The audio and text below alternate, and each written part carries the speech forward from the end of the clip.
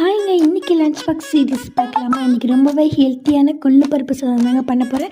கொள்ளில் வந்து பார்த்திங்கன்னா அதிகப்படியான இரும்பு சத்துக்கள், புரதம், கால்சியம் சொல்லிட்டு ஏகப்பட்ட பெனிஃபிட் இருக்குது. வாரத்தில் ஒரு முறையாவது குழந்தைங்களுக்கு செஞ்சு கொடுங்க. வாங்க இப்போ எப்படி கொள்ளு சாதம் பண்ணலாம் பார்க்கலாம். இதில் வந்து பார்த்திங்கன்னா ஓவனுக்கு ஊற வச்சு எடுத்துக்கிட்டுங்க. இப்போ குக்கரில் தேவையான அளவு எண்ணெய், ஒரு ஸ்பூன் நெய், கடுகு, சீரகம் எல்லாம் சேர்த்து பொரிஞ்சதுக்கப்புறம் கொஞ்சமாக முந்திரி பருப்பு வந்து சேர்த்துருக்கேன்.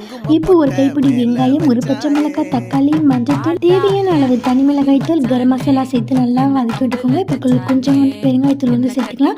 ஒரு கிளாஸ் அரிசிக்கு 2 கிளாஸ் தண்ணி வந்து சேர்த்துருக்கேன். இப்போ தேவையான உப்பு சேர்த்து தண்ணி நல்லா கொதிச்சதுக்கப்புறமா ஊற வச்ச கொள்ளு பருப்பையும் அரிசியும் வந்து சேர்த்து நல்லா கிண்டி விட்டுக்கலாம். லாஸ்ட்டாக ஒரு 1/2 லெமன் வந்து புழிஞ்சு விட்டுருக்குங்க.